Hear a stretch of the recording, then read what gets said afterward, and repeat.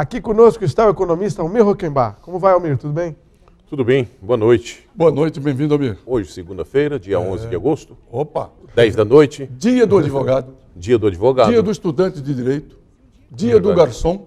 Dia do garçom. E dia da criação dos cursos jurídicos no Brasil. Que beleza.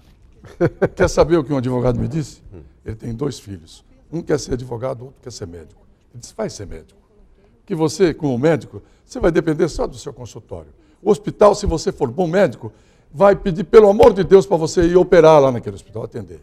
Advogado, você vai depender de juiz, de promotor, de delegado, de escrivão de polícia, de documento, junta isso, junta aquilo, de prazo, do cliente, às vezes o cliente mente, às vezes fala a verdade, de testemunha. Quer saber? Pensa bem. De qualquer maneira, um abraço aos advogados, meu amigo. É verdade. Meu abraço também a todos eles. O Almir aborda hoje o tema Seguridade e Previdência Social. Conta pra gente, Almir. Exatamente. Nós estamos trazendo de volta esse tema aqui porque recebi uma série de solicitações, pessoas que me encontraram na rua, pedindo para que fosse outra vez mostrada essa questão do déficit, que se fala tanto do déficit da Previdência. E num outro programa passado nós falamos sobre o superávit da Seguridade Social. Os aposentados querem conhecer o superávit ou o déficit da Previdência. Então eu juntei as duas coisas e vamos falar hoje sobre isso. Então vamos lá. No slide número 2, eu trago aqui uma análise da Seguridade Social em cima daquela publicação feita pela Fundação Anfip, que é a Fundação dos Auditores da Receita Federal. E eles fizeram um estudo sobre Seguridade Social. Eu me vali dos números que eles publicaram para a gente comentar aqui hoje esses números. Começando pela execução orçamentária. Pela execução orçamentária, exatamente. Essa execução orçamentária, nesse primeiro plano, nós vamos falar de novo sobre Seguridade Social. Olhando aí os anos de 2009, 2010, 2011 e também o ano de 2012, que são os exercícios encerrados que estão publicados e à disposição do público. As receitas da Seguridade Social, no ano de 2009, somaram 392 bilhões de reais. Naquele ano, as despesas da Seguridade somaram 359. Receita menos despesa, importa dizer que tivemos aí um superávit de 33 bilhões em 2009. Em 2010, a receita foi para 458 bilhões de reais, despesas em 401 bilhões, e, portanto, um superávit, uma sobra de caixa da ordem de 57 bilhões da Seguridade Social. No ano de 2011, a receita da Seguridade Social somou 528 bilhões de reais para uma despesa de 451, importando, assim, um superávit da ordem de 77 bilhões de reais. Em 2012, a arrecadação foi de 590 bilhões, despesas de 512, receita menos despesa, tivemos aí 78 bilhões de superávit na Seguridade Social. Ou seja, não houve um único ano aqui em que não aumentou, né, o superávit. Não houve. Não houve. E somando esses 4 anos, então fazendo uma análise do período de 2009 até 2012, nós temos aí uma arrecadação, na soma desses exercícios, de 2 trilhões 617 bilhões de reais, para uma despesa de 2 trilhões 296 bilhões de reais. Isso importa dizer que, nesse período, sobrou no caixa da Seguridade Social 321 bilhões de reais. Vamos para o slide número 6. Só um minutinho, antes de você falar. Quer dizer, quando o ministro da Previdência Social usa os jornalistas desinformados, porque tem um bando de jornalistas em Brasília desinformado. São Paulo tem, o Rio tem, que usam só a pauta oficial do governo. Isso. Eles não checam nada. Aí ele diz, olha, está com déficit. Aí precisa, olha, a Previdência está com déficit, não vamos ter dinheiro para pagar os aposentados, tem que continuar o fator aposentado. O aposentado continua ganhando uma miséria, morrendo sem ter assistência médica, sem ter dinheiro para comprar remédio e para comprar comida. E com superávit disso aí que você acabou de falar, Almir, 321 bilhões de reais. Exato. Quer dizer, alguém está faltando com a verdade e são os homens do governo. É muito dinheiro. É muito dinheiro. É muito dinheiro. Então, veja bem, não tem, de maneira alguma, déficit na Seguridade Social. Muito pelo contrário. Tem sobra de dinheiro essa sobra de dinheiro passa por um processo de interesse dos financiadores da dívida e, portanto, tem aí a caracterização de um desvio de finalidade. E esse dinheiro que sobra na Seguridade Social, ele é utilizado para o pagamento da dívida do setor público. No slide 7, eu trago aí o orçamento da Seguridade Social de 2013, que é um ano que não está publicado ainda. Por que demora tanto, Almir? Eu não sei por que demora tanto, eu acho que é uma forma de esconder. Ou apresentar depois que o fato não tem tanta importância assim. Já é agosto de 2014? Já né? agosto de 2014 e não está publicado. Que coisa. Então o que eu fiz? Eu peguei os números que estão publicados, transformei esses números em indicadores econômicos e por esses indicadores eu fiz aí uma estimativa do que foi a arrecadação da Seguridade Social no ano de 2013. Tenho para mim uma estimativa de que a Seguridade Social arrecadou em 2013 649 bilhões de reais. As despesas estimadas foram 573 e o superávit estimado no ano de 2013 importa 76 bilhões de reais. Lembrando que isso são estimativas feitas por mim. Bom, aí o que nós temos então é que mostrar por solicitação dos senhores aposentados, pelos e-mails que me encaminharam, eles querem saber de onde vem o déficit da Previdência. Porque a Previdência está dentro da Seguridade Social. Se a Seguridade Social não tem déficit, então a Previdência também não tem. O que eu verifiquei ali foi muito desvio de finalidade também. Agora vamos falar do que fala o ministro. Você trouxe aí. Eu peguei a Agência Senado, uma publicação da Agência Senado, e o ministro Garibaldi Alves Filho foi ao CAS do Senado, que é a Comissão de Assuntos Sociais, fazer uma... Ele foi inquirido nessa comissão para falar sobre essa questão das aposentadorias, do déficit, do propalado déficit da Previdência Social. Que ele fala toda hora. Ele fala sobre isso. Isso é um incompetente, Almir, esse cara. E o que eu retirei de lá foi o seguinte, ele diz que as aposentadorias rurais, a renúncia fiscal e os servidores públicos é que causam o rombo na Previdência. Repito, são afirmações feitas pelo ministro da Previdência na Comissão de Assuntos Sociais do Senado. Diz ele. Da Bahia? Do Rio Grande do Norte. Ele é do Rio Grande do Norte. É do MDB do Rio Grande do Norte. Do Rio Grande do Norte. Disse o ministro, as aposentadorias rurais, a renúncia fiscal e os servidores públicos causam o rombo da Previdência Social. Vamos ver se isso é verdadeiro. Agora, explica, o que é a renúncia fiscal? Renúncia fiscal são aqueles benefícios que o governo concede, ele dá isenções para alguns setores da economia em cima de folha de pagamento. Portanto, uma redução de receita da Seguridade Social, da Previdência Social. O que o governo está fazendo? Ele está fazendo cortesia com chapéu alheio. Chapéu alheio. É isso que ele está fazendo. Então vamos lá, regime geral da Previdência Social. No regime geral da Previdência Social, nós temos lá dois subsistemas. Temos um subsistema urbano e um subsistema rural. Vamos falar sobre o subsistema urbano. No ano de 2010, que foi o ano que se referiu o ministro nesse depoimento dele na Comissão de Assuntos Econômicos, nós observamos que a receita da Previdência, somou 207 bilhões. E os pagamentos de benefícios da Previdência, todos eles somaram 199 bilhões e 400 milhões de reais. Portanto, um superávit anunciado pelo governo de 7,7, anunciado através de balanços. A renúncia fiscal, que é o dinheiro que o governo, a isenção que ele concedeu com dinheiro da Previdência, importou 14,9 bilhões de reais. Eu vou somar o superávit com a renúncia fiscal que o governo deu. Somando 7,7 bilhões de superávit no ano de 2010 com 14,9 bilhões de renúncia fiscal, nós temos aí um superávit real de 22 bilhões e 600 milhões de reais. E aí no subsistema rural agora? No subsistema rural, o que nós temos? Uma receita previdenciária de 4,8 bilhões. para uma despesa de 55,7 bilhões. Então temos aí um déficit de 50 bilhões e 900 milhões de reais.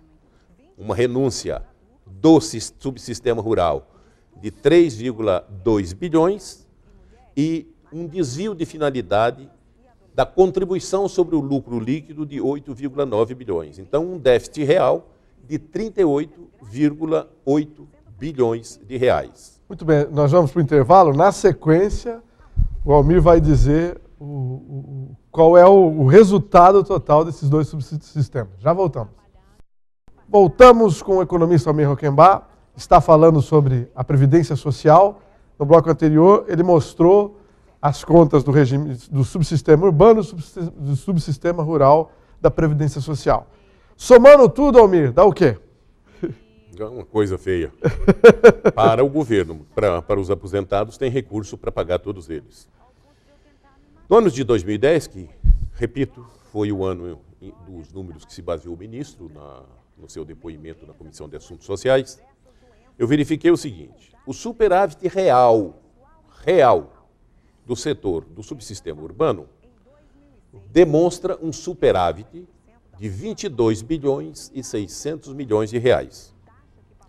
O subsistema rural apresenta um déficit real de 38 bilhões e 800 milhões de reais. Verifiquei um déficit com desvinculação de receitas. A desvinculação teria um déficit de 16,2 bilhões de reais.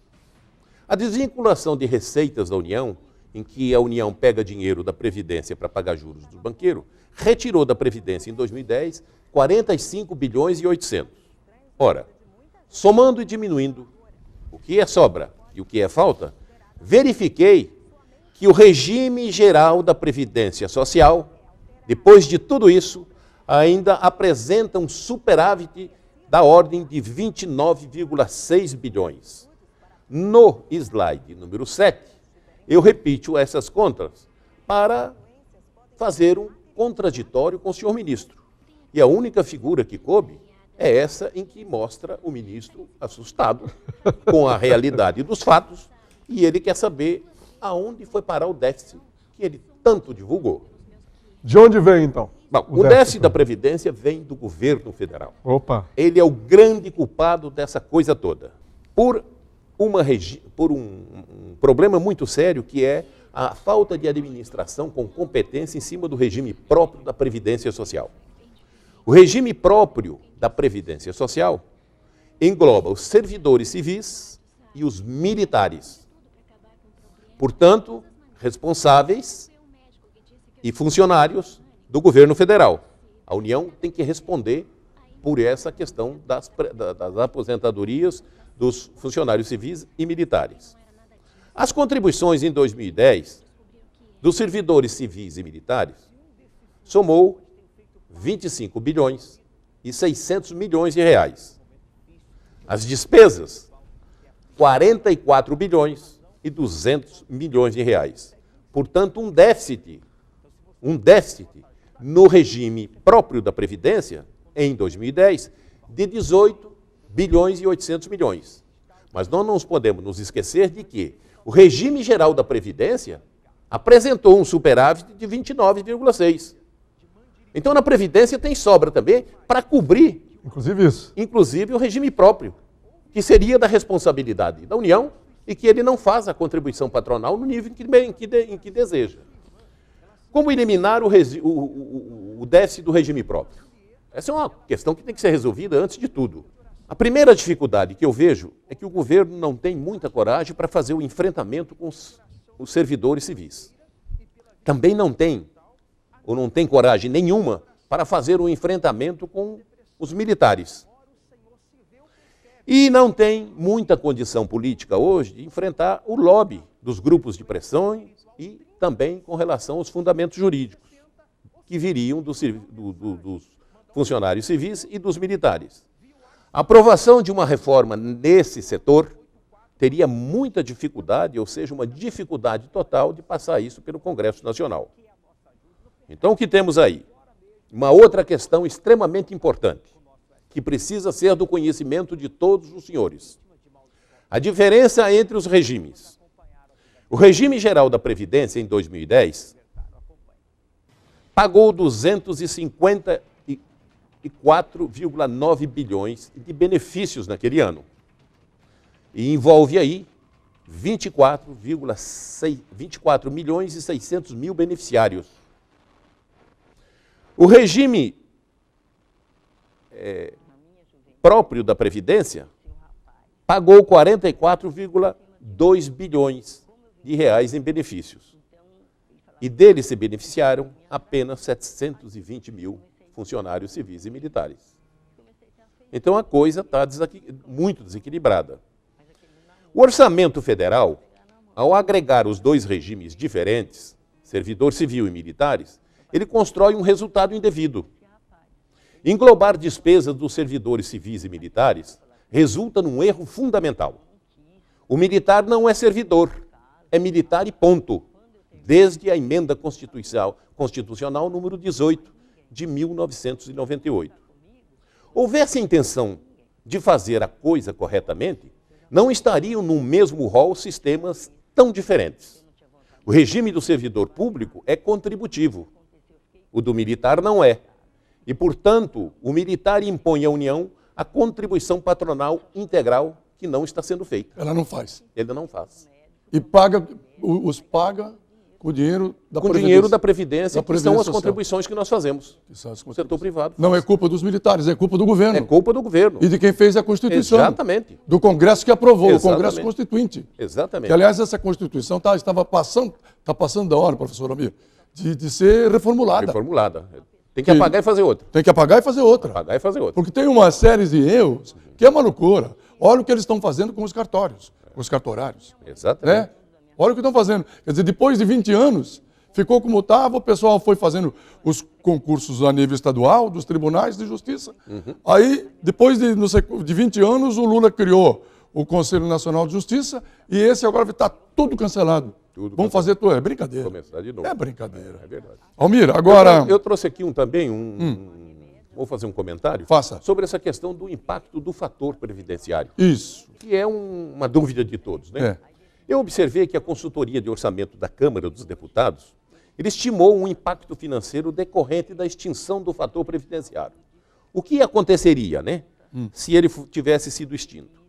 Verificou essa consultoria que, em 2009, o aumento das despesas seria da ordem de 1 bilhão e 900 milhões. Em 2010, esse aumento seria de 2,5 bilhões de reais. E para 2011, uma previsão de que, se houvesse a retirada do fator previdenciário, então haveria uma despesa da ordem de 3,9 bilhões. Todas essas pequenas parcelas são muito menores do que o dinheiro que se desvia da Seguridade Social para pagar juros da dívida pública. Quer dizer, é um massacre ao aposentado. É um massacre. É um massacre. E isso vem de muitos anos. Vem de muitos anos. Não é só o governo Dilma, não. É o governo Fernando Henrique, o governo Collor, o governo Sarney, o governo... Eu acho que o único que não mexeu na Previdência e teve muito respeito com a sociedade brasileira foi Itamar Franco, né? Foi Itamar Franco. Olhando para trás, foi ele que foi respeitou. Itamar Franco. Ele respeitou muito a população. Né? Foi Inclusive, é ele que implementa o Plano Real. O Plano O Itamar Real Franco. se deve a ele. Se deve a ele. É verdade. Agora, Almir, agora, é também uma injustiça aos militares, porque eles deveriam ter a sua própria previdência, não deveriam? A União deve pagar. Não, a União porque o militar, ele não é funcionário. Ele não é funcionário. Ele é militar. Ele é militar. Pela emenda constitucional número 18. Ele é militar. É. Então, ele não tem obrigação da contribuição. É. Quem tem que manter o militar é a União. É a União. Por quê? Porque ele não é aposentado, ele é reformado e pode ser convocado a qualquer momento. E é convocado. E é convocado. É isso aí. Tá certo. Então é uma situação completamente diferente do militar e do funcionário civil. Agora, Almir, você lembrou o fundo da agricultura, como é que chamava? Que não pagaram. Pessoal, em suma, tinha um imposto que o proprietário de sítio tinha que pagar. Era o Fundo Rural. O Fundo Rural. O Fundo Rural. O Fundo Rural foi cancelado. Foi cancelado. Foi cancelado. Só que o governo federal pegou todos os trabalhadores na agricultura e os colocou para a Previdência pagar, sem que eles tivessem Contribuído. Aí vem o... Aí vem um rombo. Mesmo assim, ainda sobra dinheiro. Sobra dinheiro que dá para pagar o rombo do sistema próprio da Previdência, que é da exclusiva competência do setor público. Agora, Almir, e além disso, o governo federal ficou com aqueles prédios do IBC, por exemplo, em todo o Sul, que foi dinheiro construído pelo Fundo Rural. Pelo Fundo Rural. Pelo Fundo Rural. Esses prédios deveriam ser vendidos e colocados, então, na Previdência. Mas não, o que o governo federal fez? E isso não é só a Dilma, é o Fernando Henrique, é o Sarney, é o Lula, né? Eles pegaram e usaram para colocar a Justiça do Trabalho, a Justiça Federal, o Ministério Público Federal, é o caso de Londrina. Em outras cidades, eles pegaram e cederam para as prefeituras. Exatamente. O que não é deles. Deveriam vender e botar o dinheiro na Previdência. Concorda comigo? Concordo, perfeitamente. Inclusive, eu vejo que nós temos uma saída adicional a isso tudo, né? O país é muito rico em riqueza mineral, Sim. riqueza do subsolo. Sim. Não se pensou até aqui, eu não vi nenhum parlamentar falar na possibilidade da criação de um fundo vindo da riqueza, da extração do subsolo. Para destinar esse recurso para a Previdência. Fazer uma elevação de pagamento dessas aposentadorias e com ele fazer crescer o mercado interno e, portanto, fazer crescer em nível adequado e necessário a economia brasileira. Temos 1 minuto, Almir, para lembrar o seguinte, nenhum dos candidatos à presidência, os 4 que estão aí aparecendo mais e tal, nas pesquisas, a presidente Dilma, o Aécio Neves, o Humberto Campos, e o pastor Everaldo. Eduardo Campos, não? Eduardo Campos. E o pastor Everaldo. Everaldo. Nenhum deles fala nisso, na Previdência. Eu acho que é um assunto indigesto para quem é político e tem interesse em não contrariar aqueles que dominam o pagamento das verbas e financiam campanhas, né? É verdade. É uma tristeza para o aposentado brasileiro. O senhor que está em casa, o senhor tem que votar com o seu estômago, com a sua cabeça, com o seu coração, com o seu bolso. Olha quanto os governos federais, não é de agora, não, estão tomando de você. No mínimo quanto, Almir? No mínimo 40%. Eu acho que mais. Mais. O fator previdenciário? O cidadão que teria... não, do fator previdenciário, 40%. 40%. O cidadão que recebe aí um salário mínimo teria que receber R$ 1.200 por mês. Sim, se você considerar a desvinculação de receita da União, daria para distribuir muito mais dinheiro. Almir, parabéns a você. Muito obrigado. Parabéns ao povo que o cercou na rua e pediu para que você novamente voltasse a esse assunto. Obrigado, Almir. Eu que agradeço. Boa noite, boa semana, bom trabalho, viu? Muito obrigado. Muito obrigado. Ficamos por aqui. Obrigado a todos. Bom começo de semana, boa noite e até mais.